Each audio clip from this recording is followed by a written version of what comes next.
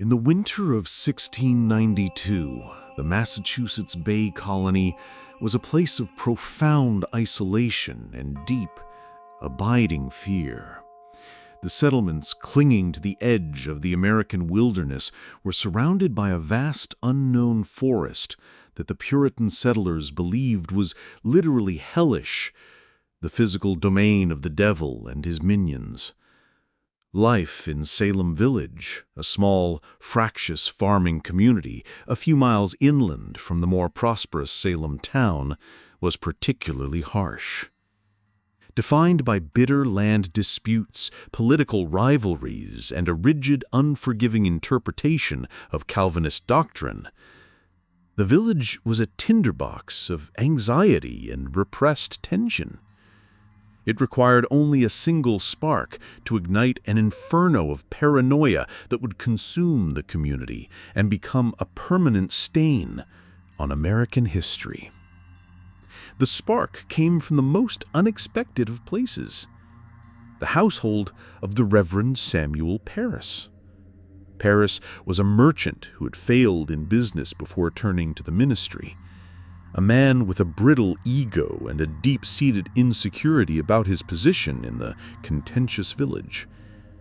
He lived in the parsonage with his wife, his 9-year-old daughter, Elizabeth, called Betty, his 11-year-old niece, Abigail Williams, and 2 enslaved people he had brought with him from his time in Barbados, a man named John Indian and a woman named Tituba.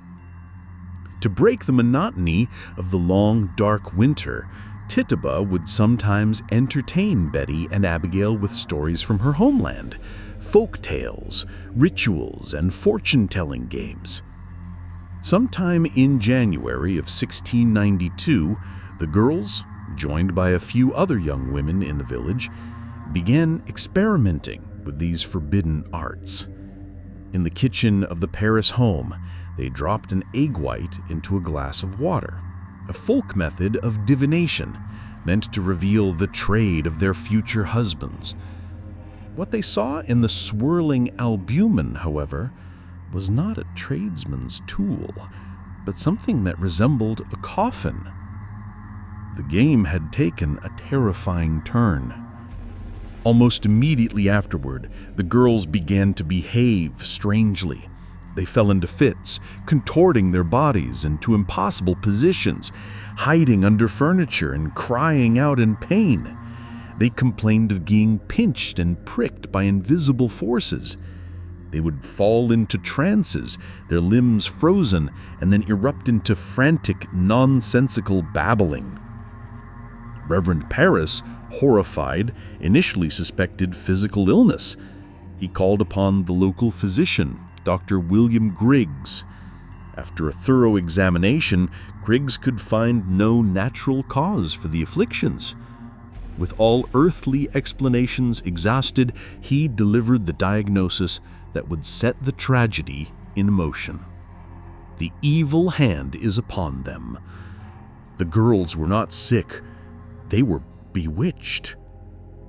The news spread through the small, tightly knit community like a shockwave. Witchcraft was not a superstition to the Puritans, it was a biblical fact, a real and present danger orchestrated by Satan to destroy their godly community. A wave of panic gripped Salem Village. Prayer services and fasts were held, but the girls' condition only worsened. Soon other young women in the village began exhibiting the same symptoms. 12-year-old Ann Putnam Jr., 17-year-old Elizabeth Hubbard, and others. The circle of the afflicted girls grew, and with it, the community's terror. Under intense pressure from the village and from his own fear, Reverend Parris began to interrogate the girls, demanding to know who was tormenting them. At first, the girls were reluctant to name names, but the pressure mounted. And finally, they pointed their fingers at 3 women who were easy targets, social outcasts on the margins of Salem society. Tituba, the enslaved woman whose stories had started it all, Sarah Good, a destitute beggar woman known for her pipe-smoking and sharp tongue, and Sarah Osborne, an elderly woman who had engaged in a long-running legal dispute with the powerful Putnam family and had scandalously lived with her indentured servant before marrying him. On February 29th, warrants were issued for the arrest of the three women. They were brought before the local magistrates, John Hawthorne and Jonathan Corwin, for examination. The proceedings were held in the crowded meeting house of Salem Village, which was packed with a horrified and angry public. The atmosphere was less a court of law and more a religious inquisition. The examinations began with the magistrates pressuring the accused to confess. Sarah Good and Sarah Osborne maintained their innocence, but their protests were met with scorn.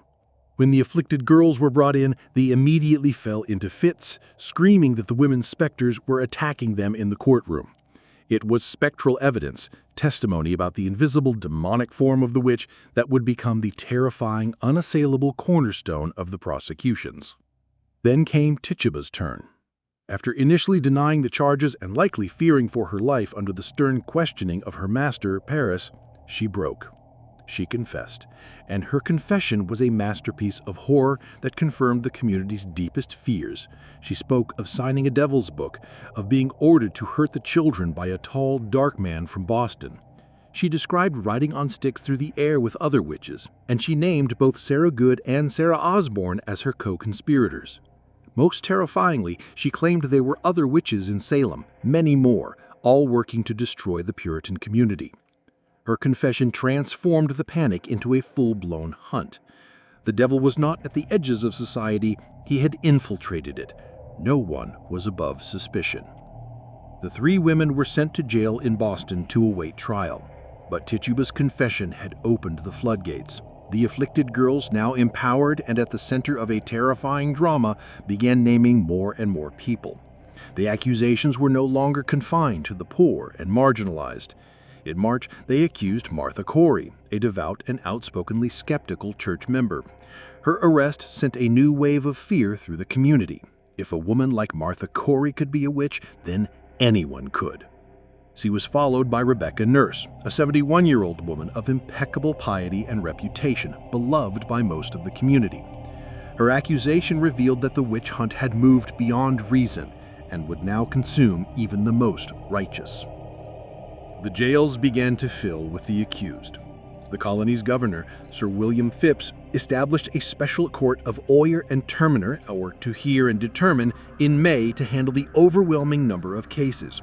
Presided over by Lieutenant Governor William Stockton, a man of immense political power and deep, unforgiving piety, the court was tasked with rooting out the demonic infestation. It was a court designed for conviction, not impartial justice. And at its heart was the testimony of a group of teenage girls whose fits and visions would now hold the power of life and death. The darkness in Salem began not with a pact signed in blood, but with a childish game in a minister's kitchen. If you are drawn to the moments when history tips into madness, when fear becomes a weapon and accusation a death sentence, then you need to follow this story to its devastating conclusion. Subscribe to the channel and hit the bell. The trials are about to begin, and the hangings will follow. The summer of 1692 in Salem was a season of dread. The special court of oyer and terminer began its grim work in June, and with its first sessions, the witch hunt escalated from a disturbing local panic into a systematic machinery of death. Presided over by Lieutenant Governor William Stockton, a man who fervently believed in the literal reality of the witchcraft threat and the validity of spectral evidence, the court was stacked with judges who shared his conviction. The proceedings were a grotesque perversion of justice, where the rules of evidence were twisted to serve a predetermined narrative of diabolical conspiracy. The first to stand trial was Bridget Bishop, a woman who had long been the subject of local gossip. She owned a tavern, dressed in a flashy red paragon bodice unlike the somber Puritan fashion, and was known for her sharp tongue and contentious nature. She was the perfect first target, already suspected, easily vilified. The trial was a spectacle. The afflicted girls put on a devastating performance, collapsing into shrieking fits the moment Bishop as much as glanced their way. Witnesses came forward with tales of her causing illness in livestock and appearing to them as a specter. Most damningly, when officials searched her cellar, they found poppets, or dolls, stuck with pins, which were presented as an incontrovertible proof of her maleficium. On June 10th, Bridget Bishop was found guilty and sentenced to death. She was hanged 8 days later on June 19th on a rocky prominence outside Salem town known as Gallows Hill. She was the first to die. Her execution did not quell the frenzy. It intensified it. The hanging proved the process worked. It validated the girl's accusations and emboldened the accusers. The flood of accusations became a torrent. Dozens were now crammed into squalid jails in Salem and Boston, awaiting their turn before the court. And the accusations began to strike at the very heart of the Puritan establishment. Next to be condemned were 5 women whose convictions shocked the community: Sarah Good, the beggar; Elizabeth Hoe; Susanna Martin; Sarah Wilds; and most shockingly, Rebecca Nurse. Rebecca Nurse's trial was a pivotal moment. She was a pillar of the community, a woman in her 70s known for her piety and gentle nature. Her accusation had caused an uproar, and even some members of the jury initially returned a verdict of not guilty. The court sent them back to deliberate, and the foreman asked Rebecca to explain a comment she had made about another accused witch, which had been maliciously misinterpreted. Her confused elderly response, likely due to failing hearing, was taken as a sign of guilt. The verdict was reversed. She was found guilty and condemned to hang. On July 19th, the 5 women were carted to Gallows Hill. As Sarah Good was prepared for the noose, the Reverend Nicholas Noyes urged her to confess. She fired back a defiant response that would echo through history. "I am no more a witch than you are a wizard, and if you take away my life, God will give you blood to drink." It was a curse the superstitious would later remember when Noyes suffered a hemorrhage and died choking on his own blood years later. Rebecca Nurse, pious to the end, went to her death praying the Lord's Prayer, a feat it was believed no witch could accomplish. The hangings were a public spectacle, a brutal lesson in the cost of defying the court. Still, the accusations continued to spiral upward, becoming ever more audacious. In August, the afflicted girls achieved their most stunning coup. They accused and saw the arrest of George Burroughs, a former minister of Salem Village. Burroughs was a controversial figure who had left behind many enemies, but he was also an ordained Puritan minister, a man of God. His arrest sent a message that no one was safe, not even the clergy. The girls claimed he was the black man who had led the witches' coven, the ringleader of the entire satanic plot.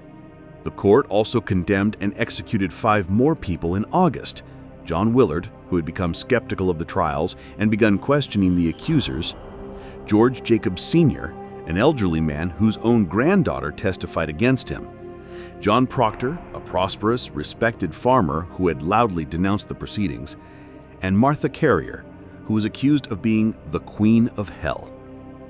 Proctor, in a desperate attempt to expose the fraud, had written to several Boston ministers decrying the use of spectral evidence and the hysterical accusations of the possessed. His pleas fell on deaf ears. He was hanged on August 19th. The pressure of the trials began to create fissures within the community. As the accusations reached into respected families in Salem town and even into neighboring communities like Andover, doubt began to creep in. People started to question how so many upstanding, God-fearing men and women could be in league with the devil. The most powerful blow against the proceedings came from the most unexpected of sources: the accused themselves. In a stunning act of defiance, Giles Corey, an 81-year-old farmer and husband of the accused Martha Corey, refused to enter a plea. He knew that if he pleaded and was convicted, his land would be seized by the government, leaving nothing for his heirs. By refusing to plead, he could not be tried. English common law had a brutal method for dealing with this: peine forte dure, pressing to death. On September 19th, Giles Corey was taken to a field in Salem and laid on the ground. A board was placed on his chest, and stones were piled one by one upon it. The sheriff repeatedly demanded he plead. His only responses were, "More weight!" And finally, as he was crushed to death, "I curse you and Salem." It was a horrific, courageous death that spoke silently against the entire process. It shocked many and sowed further seeds of doubt about the righteousness of the court's mission. The court, however, pressed on. On September 22nd, 8 more people were hanged on Gallows Hill. Among them was Martha Corey, Giles's wife. Also hanged was Mary Easty, the sister of Rebecca Nurse. Before her execution, Easty composed a moving, rational plea to the court, not to save her own life, but to stop the madness so that no more innocent blood would be shed. Her eloquent words fell on the deaf ears of Judge Stoughton. The most prominent victim of that day was the former minister George Burroughs. On the gallows, he perfectly recited the Lord's Prayer, a feat believed impossible for a witch. The crowd, moved by his piety and his powerful words, began to murmur in unrest. For a moment, it seemed they might riot to save him. But Cotton Mather, the most influential minister in Massachusetts, who was present on horseback, calmed the crowd. He reminded them that Burroughs had been convicted by a lawful court. The hangings proceeded. The Salem gallows had claimed its last victims. By the autumn of 1692, the witch hunt had begun to consume its own. The accusations had spiraled so far out of control that they finally struck at individuals too powerful, too connected, or too unimpeachable to be easily condemned. The afflicted girls, perhaps drunk on their own power or genuinely believing their visions, accused Lady Mary Phipps, the wife of Governor Sir William Phipps. They also pointed fingers at members of the most prominent and wealthy families in Boston. The spectral evidence, once the court's most potent weapon, was now threatening the very foundations of the colonial elite. This was the turning point. Governor Phipps, who had been away leading a military campaign in Maine, returned to a colony in chaos. His own wife was under threat of accusation. The jails were overflowing with over 150 people from Salem and surrounding towns. The economy was grinding to a halt as farms were neglected and trade was disrupted. More importantly, the moral and intellectual foundations of the trials were being vigorously attacked from within Boston's leading circles. Increasingly, prominent ministers and citizens had begun to voice their doubts. The most significant challenge came from the clergy themselves, though they were deeply divided. Increase Mather, the president of Harvard College and one of the colony's most respected figures, published a crucial treatise titled Cases of Conscience Concerning Evil Spirits Personating Men.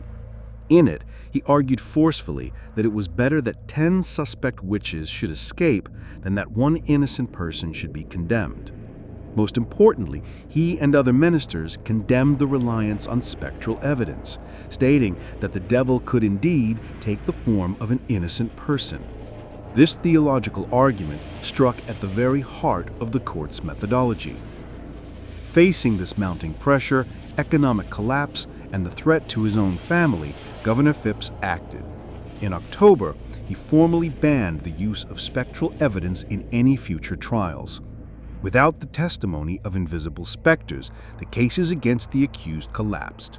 The Special Court of Oyer and Terminer, its primary tool rendered useless, was dissolved.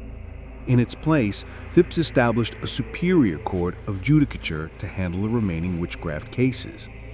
When this new court convened in January of 1693, the frenzy had clearly broken. The atmosphere was different. The judges were more skeptical, the proceedings more measured. Without spectral evidence, the accusations of the afflicted girls were revealed for what they were, the hysterical claims of children. The new court acquitted the vast majority of those who came before it. In May of 1693, Governor Phipps issued a general pardon, finally freeing the last of the accused witches who remained in jail. The nightmare was officially over. But the aftermath was a landscape of devastation. 25 people had lost their lives. 19 were hanged on Gallows Hill, 1 man was pressed to death, and at least 5 others, including an infant, died in the squalid, freezing conditions of the jails. The social fabric of Salem and the surrounding towns was torn apart. Families had been shattered. Neighbors had testified against neighbors, children against parents, in a desperate attempt to save themselves or settle old scores. The air was thick with grief, guilt, and a profound, unspoken shame. The legal process was over, but the moral reckoning had just begun. Many of the accusers and officials involved remained unrepentant, believing they had fought a righteous war against the devil. Judge William Stoughton, in particular, never wavered in his belief that he had done God's work. He later became the governor of Massachusetts and remained a powerful figure, a living reminder that the architects of the tragedy had largely escaped accountability. For the victims and their families, the fight was not over. They sought not just forgiveness, but vindication. They wanted their names cleared and their losses acknowledged. The process of restitution was slow and fraught. It took years for some families to recover confiscated property. In 1703, the Massachusetts General Court declared a day of fasting and prayer for the victims of the trials. In 1706, Ann Putnam, Jr., one of the most vocal accusers, stood before the church in Salem Village and offered a public confession, admitting that she had been deluded by Satan to accuse innocent people. It was a rare moment of public contrition. The Salem witch trials left a deep and permanent scar on the American psyche. They became the ultimate cautionary tale about the dangers of mass hysteria, religious extremism, and the suspension of due process. The phrase witch hunt entered the lexicon as a term for a malicious campaign against innocent people based on false accusations. The events have been analyzed, dramatized, and studied for centuries, serving as a dark mirror for subsequent periods of American paranoia, from the Red Scares to McCarthyism. Theories about the causes of the hysteria are numerous and complex. Some historians point to ergot poisoning, a fungus that grows on rye grain and can cause convulsions and hallucinations, though this theory is widely debated. Others emphasize the psychological power of suggestion and the social dynamics of a repressed theocratic society. The most compelling explanations focus on the unique combination of factors: the ongoing frontier wars with Native Americans that created a climate of existential fear, the bitter village rivalries between the Putnam and Porter families, the rigid, misogynist Puritan culture that repressed young women and feared female independence, and a legal system that privileged supernatural claims over evidentiary proof. The hanging stopped, but the echoes of Salem would reverberate for centuries. The story is a masterclass in how fear can dismantle reason and how authority can sanction atrocity. If you are committed to understanding the darkest chapters of our past, to ensuring that such madness is never repeated, then your search for truth leads you here. Subscribe to the channel and ring the bell for notifications. We're dedicated to examining history's darkest hours with unflinching clarity. The physical events of the Salem witch trials concluded over 3 centuries ago, but their spectral presence has never fully left the American consciousness. The story did not end with the pardons. It transformed, evolving from a historical event into a powerful cultural myth, a permanent warning etched into the nation's soul. The journey from 17th century tragedy to 20th century metaphor is a story in itself, one of slow reckoning, historical excavation, and enduring fascination. In the immediate decades following the trials, Salem tried to forget. The community was deeply shamed by what had transpired. Gallows Hill, the site of the executions, became a place of infamy, and its exact location was, for a time, allowed to fade from memory. The participants, judges, jurors, accusers, and the accused lived out their lives in the shadow of those terrible months. For the families of the victims, the struggle for restitution and moral vindication was a generational effort. It was not until the 19th century, as the Enlightenment values of reason and justice took deeper root, that the events in Salem could be re-examined with a critical eye. Prominent writers and thinkers began to grapple with the tragedy. In 1835, the renowned author Nathaniel Hawthorne, whose own ancestor, Judge John Hawthorne, had presided over the trials, published Young Goodman Brown, a short story exploring the themes of Puritan hypocrisy and hidden sin. He was so haunted by his family's connection that he added the W to his surname to distance himself from the infamous judge. Later, in 1851, his novel The House of the Seven Gables wove the legacy of witchcraft accusations into its plot, cementing Salem's place in the American literary imagination. For Hawthorne, the trials were a ghost that refused to be exorcised, a primal sin of the New World that needed to be constantly examined and atoned for. The 20th century saw a more formal and legalistic reckoning. In 1957, the state of Massachusetts formally exonerated 6 of the victims who had been overlooked by previous resolutions. Finally, in 2001, acting on the petition of a 5th-grade teacher and her class, the Massachusetts state legislature passed an act exonerating the final 5 victims, Bridget Bishop, Susanna Martin, Alice Parker, Margaret Scott, and Wilmot Redd. The act declared that they and all the others who had been convicted shall have all disgrace removed. More than 300 years after the fact, the Commonwealth of Massachusetts had officially declared all the victims innocent. The scholarly understanding of the trials has also deepened and become more nuanced. While the simplistic narrative of mass hysteria persists, historians have uncovered the complex social, economic, and political layers that fueled the panic. The role of the frontier Indian Wars, particularly the recent devastating King William's War, is now seen as crucial. The constant fear of attack from the wilderness, perceived as the domain of the devil, created a siege mentality that made the community hyper-vigilant against internal enemies. The bitter factionalism within Salem Village is another key factor. The accusations were not random. They often followed the fault lines of a deep-seated conflict between the prosperous merchant-class families of Salem town, who were largely later accused and often escaped conviction, and the poorer agrarian families of Salem Village, who were the initial accusers and victims. The Putnam family in particular used the accusations as a weapon in their long-running disputes with neighbors like the Porter family. The trials were, in part, a vicious proxy war. The gender dynamics of Puritan society are equally critical.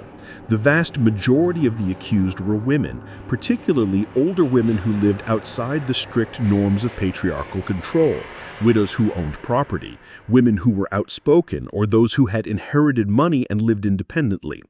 The trials were a violent reassertion of social control over women who were perceived as threats to the established order.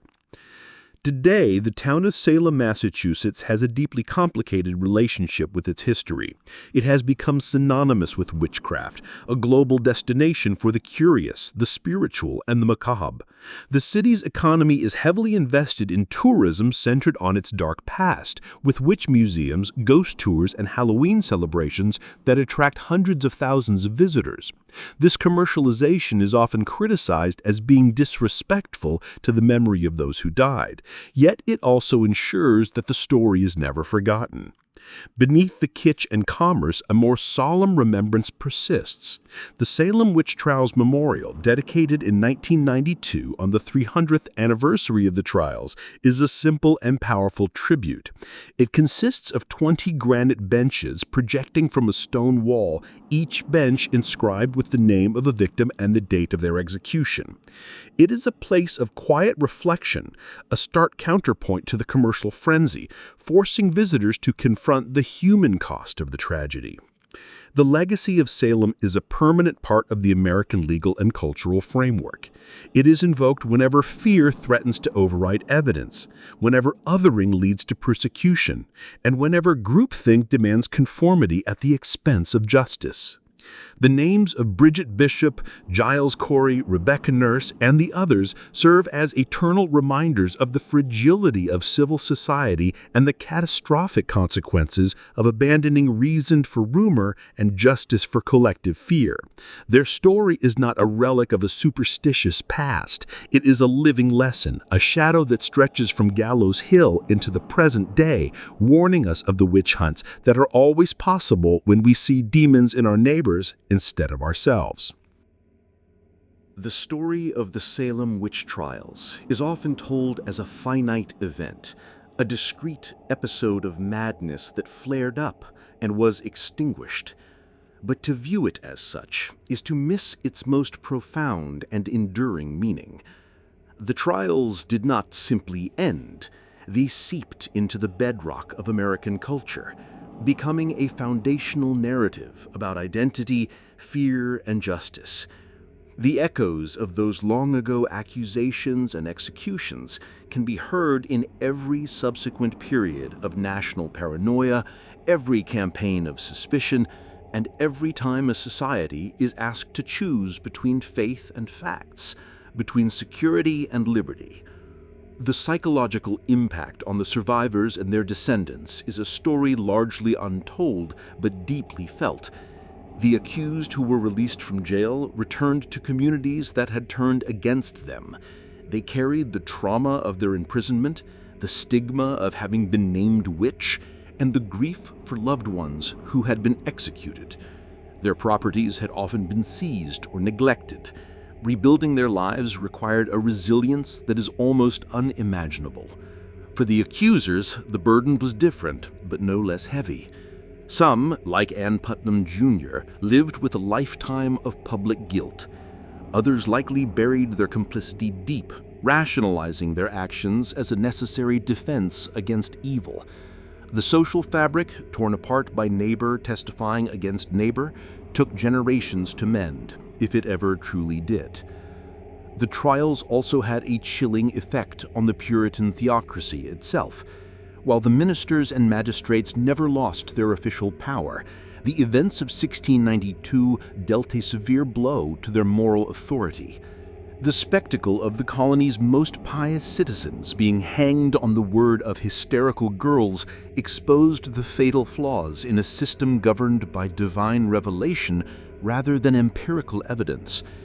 It accelerated a slow shift toward a more secular, legally minded society, one that would eventually enshrine principles like the presumption of innocence and the prohibition of cruel and unusual punishment, direct lessons learned from the horrors of Salem.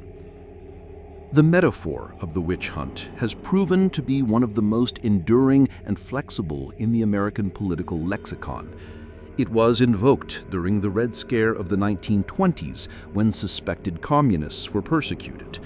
It was used again during the McCarthy era of the 1950s, when Senator Joseph McCarthy's reckless accusations of communist infiltration destroyed lives and careers, mirroring the spectral evidence of Salem. In every era, when fear is weaponized for political gain and accusation is equated with guilt, the ghost of Salem is resurrected. It serves as a shorthand for the terrible efficiency with which a society can turn on itself, devouring its own in the name of purity or security. In the modern era, the search for a single, satisfying explanation for the hysteria continues to captivate scholars and the public alike. The ergot poisoning theory, proposed in the 1970s, suggested that a toxin in the rye bread caused mass hallucinations. While scientifically intriguing, most historians now reject it as too simplistic, unable to account for the specific social and political patterns of the accusations. Other theories explore the psychological phenomenon of conversion disorder, where intense psychological stress manifests as physical symptoms, potentially explaining the fits of the afflicted girls. What is clear is that no single cause is sufficient. The perfect storm required the convergence of religious fervor, political instability, economic anxiety, frontier warfare, personal vendettas, and the repressed agency of young women in a stifling society. The memory of the victims is now carefully, if sometimes awkwardly, tended. The city of Salem wrestles with its identity as both a memorial site and a tourist attraction.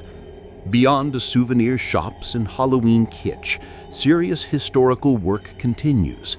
Scholars pore over the original court documents, which have been meticulously preserved, seeking a deeper understanding of the individuals involved, not as archetypes of good and evil, but as complex people making choices under unimaginable pressure. The ultimate lesson of Salem is not about the past, but about the future. It is a warning about the human capacity for self-deception and cruelty. It reminds us that justice is not a natural state, but a fragile construct that must be vigilantly protected from the corrosive effects of fear and ideology. The 25 who died did not simply vanish, they became eternal witnesses to the cost of collective panic. Their story demands that we question our certainties, defend the unpopular, and remember that the easiest truth to sell is the one that confirms our deepest fears. The graves on Gallows Hill may be unmarked, but they are unquiet. And their message, carved not in stone, but in the annals of history, is as urgent today as it was in 1692. The true witch hunt begins not when we point fingers at monsters, but when we forget the humanity of those we accuse.